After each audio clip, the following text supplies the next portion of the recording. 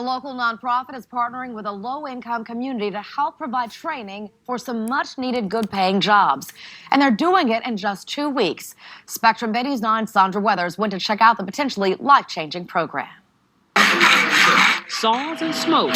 It's not your typical boot camp, but it's one that caught the eye of Christine Harris. I see this flyer and it just draws me in because it's not just saying, oh, this is a boot camp and this is a workshop that you can do. It was saying on-spot interview. So I never had the opportunity before. Harris is one of more than 24 people taking advantage of a pilot program with AmSkills in Pinellas County at the Leoman Exchange, a program county and company leaders say is vital for this community. There's tons of jobs in manufacturing.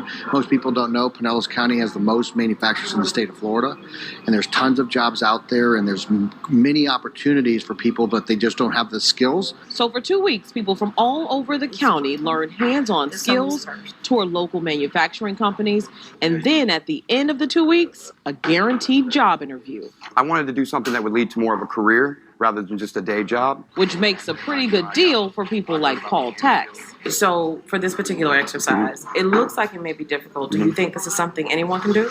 I do. I do because some of my peers didn't have any idea how to do any of this stuff. And by next week, Harris and the others here could be employed by one of the area's big-name manufacturing companies. In Leoman, Sandra Weathers, Spectrum BayNews9. There are 45 entry-level positions available at those participating manufacturing companies. And to learn more information about this Leoman program and the job opportunities, you just need to go to our website, BayNews9.com.